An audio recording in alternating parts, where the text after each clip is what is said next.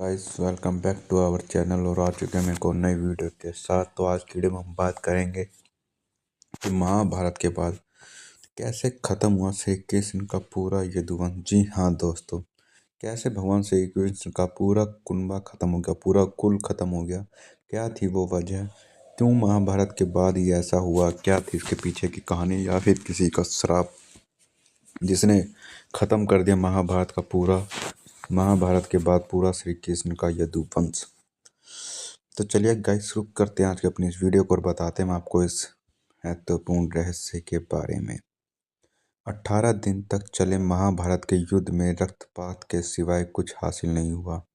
इस युद्ध में कौरव के समस्त कुल का नाश हुआ, साथ ही पांचों पांडवों को छोड़कर पांडव कुल के अधिकांश लोग मारे गए। लेकिन इस युद्ध के पश्चात एक वंश का खत्म। 18 दिन चले महाभारत के युद्ध में रक्तपात के सिवाय कुछ हासिल नहीं हुआ। इस युद्ध में कौरवों के समस्त कुल का नाश ही हुआ था। लेकिन इस युद्ध के पश्चात एक और वंश का खत्म हो गया, वो था श्री कृष्ण जी का यदुवंश। गांधारी ने दिया था यदुवंश को नाश का श्राप।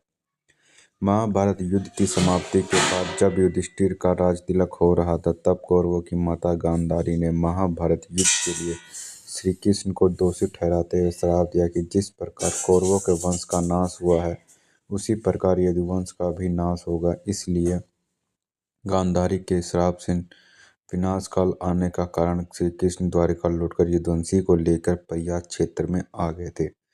यदुवंशी अपने साथ अन्न भंडार भी ले आए थे। श्री कृष्ण ने ब्राह्मणों को अन्न दान देकर यदुवंशियों को मृत्यु का इंतजार करने का आदेश दिया था। कुछ दिन बाद ही महाभारत युद्ध की चर्चा करते हुए सात्विक और कृतवर्मा में विवाद हो गया। सात्विक ने गुस्से में आकर कृतवर्मा का सिर काट दिया।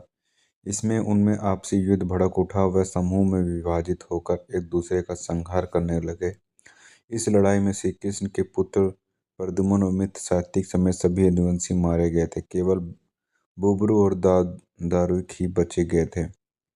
यदुवंश के नाश के बाद श्री कृष्ण ने ज्येष्ठ भाई बलराम समुद्र तट पर बैठ गए और एकाग्रचित्त होकर परमात्मा में लीन हो गए। इस प्रकार शेषनाग के अवतार बलराम जी ने देह त्यागी और स्वधाम लौट गए। बहेलिया के तीर लगने से हुई श्री कृष्ण की मौत। बलराम जी ने देह त्यागने के बाद एक दिन श्री कृष्ण जी पीपल के नीचे ध्यान की मुद्रा में बैठे हुए थे। तभी उस क्षेत्र के एक जरा नाम का बहेलिया हुआ था। जरा एक शिकारी था और वह हिरण का शिकार करना चाहता था। जरा को दूर से ही हिरण के मुख के समान श्री कृष्ण का तलवा दिखाई दिया।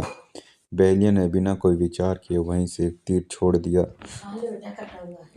जो कि श्री कृष्ण के तलवे में जाकर लगा। जब वह वापस पास गया तो उसने देखा कि श्री कृष्ण के पैरों में तीर मार दिया।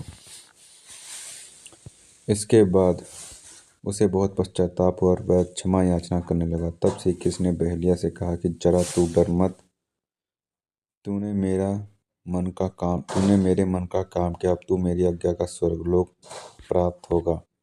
बहेलिया के जाने के बाद वहां श्री कृष्ण का सारथी दारुक पहुंच गया। दारुक को देखकर श्री कृष्ण ने कहा कि वह द्वारिका जाकर सभी को यह बताएगा पूरा यदुवंश नष्ट हो चुका है और बलराम के साथ कृष्ण भी स्वधाम लौट चुके हैं। अंत सभी लोग द्वारिका छोड़ दो, क्योंकि वह नगरी अब जलमग्न होने वाली है। मेरे माता पिता और सभी प्रियजन इंद्रप्रस्थ को चले जाएं। यह संदेश लेकर दारुक वहां चला गया। इसके बाद उस क्षेत्र में सभी देवी देवता और स्वर्ग के अप्सराएं, राक्षस, किन्नर, गंधर्व आदि आए। उन्होंने श्री कृष्ण की आराधना की। आराधना के बाद श्री कृष्ण ने अपने नेत्र बंद कर लिए। वह सशरीर ही अपने धाम को लौट गए।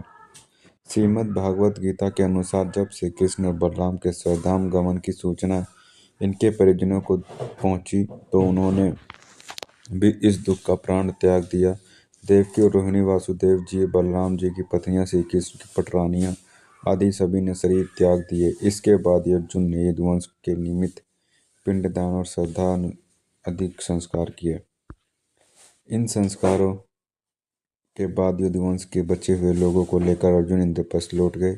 इसके बाद श्री कृष्ण ने निवास स्थान छोड़कर शेष द्वारिका समुद्र में डूब गई।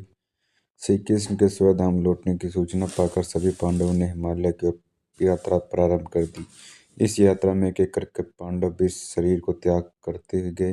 अंत में युधिष्ठिर सशरीर स्वर्ग पहुंचे थे।